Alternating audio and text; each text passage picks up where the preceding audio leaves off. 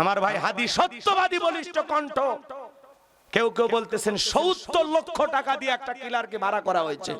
শুনলাম তারা নিরাপদে ভারতে পালিয়ে যায় নাকি, সেলফিও তুলতেছে। প্রকাশ্যে একটা ছেলেকে এইভাবে গুলি করা হলো, আর সেই আসামি ময়মনসিংহের জামালপুরের বর্ডার দিয়া, শেরপুরের বর্ডার দিয়ে পালিয়ে গেল। তারা সেলফি তুলে বলে, আমরা তো ওসমান হাদিকে শুট করছি, পারলে বাঁচা। এরপরে আমাদের নেক্সট টার্গেট আছে। আমাদের অনেক ভাইয়েরা এখনো বাংলাদেশে আছে। বান্ধবীর কাছে বলা হয়েছে কাকে কাকে টার্গেট করা হবে। যে শুটার ফয়সাল, বান্ধবীকে বলেছে আমরা কিভাবে টার্গেট করব, কাকে কিভাবে হত্যা করব। আজকে এই দেশে আমার ভাই ওসমান হাদিকে প্রকাশ্যে গুলি করা হয়, আর এই দেশের প্রশাসন নীরব। এদেশের রাষ্ট্রের দায়িত্ব যারা আছে তারা নীরব, কারণ রক্ত তো তাদের শরীরের ঝরে নাই। কথা কোন ঠিক কিনা? এরকম ওসমান হাদি মরলেই কি বাঁচলেই কি? আমার ভাইয়ের রক্ত, এরকম একজন হাদি বিদায় নেবে, লক্ষ হাদির জন্ম হবে। এই হাদিরা যদি হেরে যায়, হেরে যাবে বাংলাদেশ। এই হাদির উপরে হামলা করা হয় নাই, হামলা করা হয়েছে 20 কোটি মানুষের উপরে। এই জন্য ভাইরা আমার, বারবার রক্ত দিয়ে আমার ভাইরা এইভাবে জীবন দিবে এমন সমাজ তো আমরা চাই না। এদেশে আর খুন খারাপি হোক, ধর্ষণ হোক, টেন্ডাবাজি চাঁদাবাজি হোক, এটা আমরা চাই না। এদেশকে যদি আপনি খুন, ধর্ষণ, টেন্ডারবাজি, চাঁদাবাজি, চুরি ডাকাতি মুক্ত করতে চান, তাহলে আল্লাহর বিধান এই সমাজে চালু করা লাগবে। আল্লাহর বিধান অনুযায়ী যদি একজন হত্যাকারীর বিচার করা হতো, তাহলে এই দেশের হত্যাকারীরা আর হত্যা করার সাহস পেত না। হত্যার বদলে হত্যা। ঠিক যেভাবে গুলি করে ওসমান হাদি ভাইকে হত্যা করা হয়েছে, ওই আসামিদেরকে ধরে ওইভাবে 2টা গুলি করে বিদায় করা লাগবে। কথা বলে ঠিক কিনা? এটাই শরিয়ার বিচার, এটাই আল্লাহর আইন, এটাই আল্লাহর ফয়সালা। কিন্তু অপরাধী অপরাধ করে ভারতে যা সেলফি তোলে, ভিডিও বার্তা দিয়ে বলে এরপরে টার্গেট নাকি, অনেকে বলতেছে আরো 50 জনকে টার্গেট করছে তারা। জুলাইয়ে যারা নেতৃত্ব দিয়েছে, বিশেষ করে হাসনাত আব্দুল্লাহ, সার্জিস আলম, নাহিদ ইসলাম, আসিফ ভুইয়া, এদেরকেও নাকি টার্গেট করা হচ্ছে। আমরা বলতে চাই, যাদের বুকের পাটা এত বড়, আজকে নাম ধরে ধরে টার্গেট করা হচ্ছে, আমরা বলতে চাই প্রশাসনকে নীরব ভূমিকা পালন করবেন না। হয় ভাইদের নিরাপত্তা নিশ্চিত করেন, না হলে আপনারা আপনাদের দায়িত্ব ছেড়ে দেন। নাকি আপনারা কার টাকা খায় এরকম করতেছেন, আল্লাহ ছাড়া কেউ জানে না। এদেশে আমরা আর খুন খারাপি দেখতে চাই না, আর কোন মায়ের বুক খালি হোক আমরা দেখতে চাই না। তার কলিজার টুকরা ছোট্ট সন্তানটা কান্না করতেছে। আজকে দেখেন ওসমান হাদি ভাই, তিনি বলেন মায়ের উদর থেকে জন্ম নিয়েছি শহীদ হওয়ার জন্য। আমি রাজপথের লড়াকু সৈনিক, আমি রাজপথের লড়াকু বীর সৈনিক। আমার মৃত্যু বিছানায় হোক, এটা আমি চাই না। যতক্ষণ পর্যন্ত আমাকে গুলি না করা হবে, ততক্ষণ পর্যন্ত আপনারা আমাকে থামাইতে পারবেন না। আজকে তার কথাটাই সত্য হয়ে গেল। দেখেন তার স্ত্রী কতটা পর্দাশীল, তার ঘরের ভিতরে কতটা ইসলাম তিনি মানতেন। এত ঘটনা ঘটে গেল, আজ পর্যন্ত তার স্ত্রী হাসপাতালে দেখতে গেছে কিনা মিডিয়াতে সংবাদ আসেনি। তার স্ত্রীকে প্রকাশ্যে আজ পর্যন্ত কেউ দেখতে পারেনি। একজন সত্যবাদী মানুষ তার স্ত্রীকে কিভাবে পর্দায় রাখতেন, আল্লাহর ভয় তার ঘরের ভিতরে কেমন ছিল, আল্লাহু আকবার বলেন। তার বিবিকে তিনি পর্দায় রাখতেন। তার জবান কেড়ে নেওয়ার জন্য এই ষড়যন্ত্র করা হয়েছে। জানি না আমার ভাই ফিরবে কিনা, জানি না। আল্লাহর কাছে বলি, আল্লাহ আমাদের ভাই ওসমান হাদিকে আপনি ফিরাইয়া দেন, আল্লাহ তাকে সুস্থ করে দেন, শাফায়ে কামেলা আজেলা দান করেন। জোরে বলেন আমিন। আল্লাহ তার ছোট্ট একটা মাসুম বাচ্চার দিকে তাকায়া, তার স্ত্রী, তার মা বাবা, ভাই বোনদের দিকে তাকায়া, এদেশের কোটি কোটি মানুষের দোয়ার দিকে তাকায়া আমার ভাইকে আমাদের মাঝে ফেরায় দেন। জোরে বলেন আমিন। আমার ভাইরা, আমি যে কথা বলতে চাচ্ছিলাম বাজান, গভীর মনোযোগ দিয়ে কথাগুলো শুনে যান। এই পৃথিবীর জমিনে আল্লাহ যদি আপনাকে সম্পদ দেয়, আপনি হিসাব করে যাকাত দিবেন বছরে কয়বার। তাহলে জাকাত দিবেন তো ইনশাআল্লাহ। এদেশে জাকাত ভিত্তিক অর্থনীতি চালু হোক আপনারা চান, আল্লাহ কবুল করেন, জোরে বলেন আমিন। এইবার মুমিন বান্দার 4 নম্বরে গুণাবলী, ওয়াল্লাযীনা হুম লিফুরুজিহিম হাফিজুন।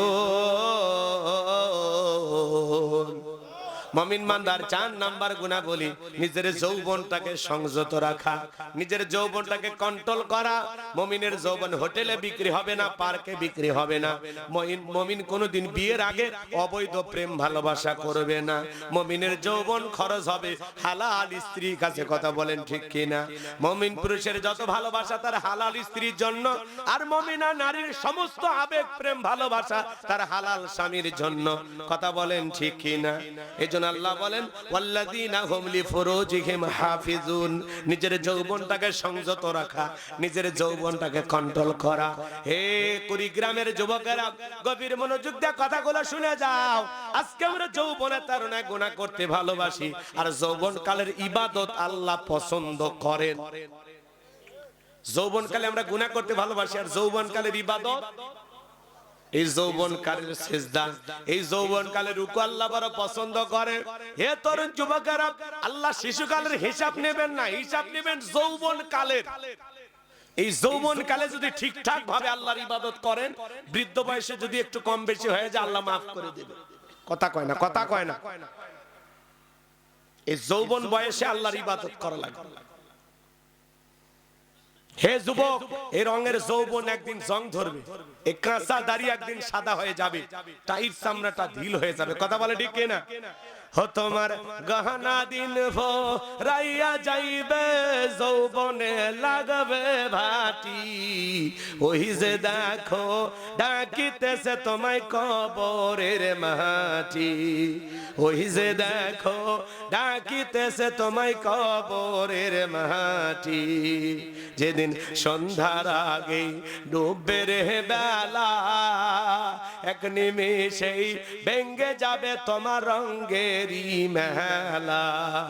কারে দিবা তুমি জোরে ধমক, কারে দিবা তুমি জোরে ধমক, কার মাথায় ভাঙবা লাঠি, ওই যে দেখো ডাকিতেছে তোমায় কবরের মাটি। ঘইরা মরো তুমি, ফেরা মরো তুমি মায়ারি পিছে, এত আশা ভালোবাসা সবই যে মিশে, কোন দিন জানো আইসা পরে, কোন দিন জানো আইসা পরে আজরাইলের হাতের চিঠি, ওই যে দেখো ডাকিতেছে তোমায় কবরের মাটি। খবর পেয়ে আসবে আত্মীয় স্বজন, তোমারই চার পাশে বৈশা সবাই করিবে কান্দন, সাজাইবে তোমায় মনের মতন, সাজাইবে তোমায় মনের মতন, কি সুন্দর পরিপাটি, ওই যে দেখো ডাকিতেছে তোমায় খবরের মাটি।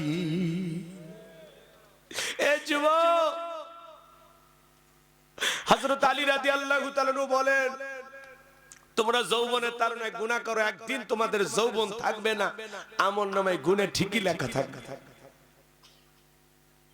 হে যুবক, এই যৌবন কালের এই সময়টা আল্লাহ পছন্দ করে, এই যৌবন কালের ইবাদত আল্লাহ ভালোবাসে। তাহলে আল্লাহর ভালোবাসা এই যৌবন কালে বেশি করে ইবাদত করা দরকার আছে না? হে যুবক শোনো, শোনো, 70-80 বছরের বৃদ্ধ চাচাকে যদি বলা হয়, চাচা 2000 টাকা দেবো, পৌষ মাস মাঘ মাস, একটু যান পুকুর থেকে গোসল করে আসেন, রাত 2টা বাজে। চাচা বলে, ভাতিজা গোসল করে 2000 টাকা নেওয়ার মতো শক্তি থাকবে তো? কিন্তু একটা যুবককে যদি বলেন, যুবক 2000 টাকা দেবো, পুকুর থেকে গোসল করে, যুবক বলে, হুজুর কাপড় খুলছি। কারণ যুবকের একটা পাওয়ার আছে, স্পিরিট আছে। এই বৃদ্ধ বয়সে চাচিমা গরম পানি করে দিলে চাচার ভাগ্যে ওযু আছে, নামাজ আছে। গরম পানি নাই, চাচার ভাগ্যে ওযুও নাই, নামাজও নাই, কথা বলে ঠিক কিনা? কিন্তু এই যৌবন কালে ঠান্ডা পানি দিয়ে ওযু বানায় মসজিদে যাওয়ার ক্ষমতা যুবকের আছে না? না। হে যুবক, বয়স হয়ে গেলে বৃদ্ধ মানুষ লাঠিতে ভর করে কাঁপতে কাঁপতে মসজিদে যাইতে যাইতে জামাত শেষ, কথা কয় না, জামাত শেষ। আর তুমি যৌবন কালে তোমার বাড়ি থেকে মসজিদ পর্যন্ত যাইতে 1-1.5 মিনিট লাগবে। এই জন্য যুবক, এই যৌবন কালে আল্লাহর ইবাদত করা লাগবে, এই যৌবন কালে আল্লাহর গোলামি করা লাগবে। এই যৌবন কাল শুধু জঙ্গলে বৈশা প্রেম করার জন্য না, পার্কে বৈশা বাদাম ফাটানোর জন্য না। কথা কর না কে? তুমি কি মনে করো যে যৌবন কালে যা করতেছো কিছুই মনে হয় আল্লাহ দেখতেছে না, ফেরেশতারা লিখতেছে না? রেডি থাকো, যেদিন আমলনামা হাতে ধরায় দিবে সেদিন টের পাইবা যে কত আকাম বদকাম করছো। কথা কর। অনেক চাচা করছে যাক যুবকদের ঝাড়ুক, আমরা মনে বেঁচে গেলাম। চাচা আপনারও বয়স ছিল 25 বছর 22 বছর, ওই যে সোয়ালা নৌকা চড়ে যে সিলমারি পার হয়া ওই যে সোয়ারের ভিতরে ওই যে সেদিন মনে আছে, ওই যে সাথে যেন কে ছিল আপনার মনে নাই, কিন্তু ফেরেশতারা ওই ভিডিও এখনো রাখছে। কথা কোন ঠিক না?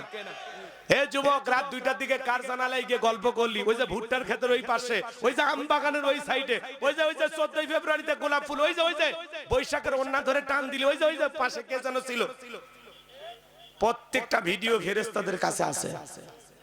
ওই যে স্কুলের ওই সাইডে, ওই যে বাম পাশে, ওই যে কথা কন না, সেই দিনের ঘটনাটা মনে আছে? হাসতেছে, হাসতেছে, হাসির কথা।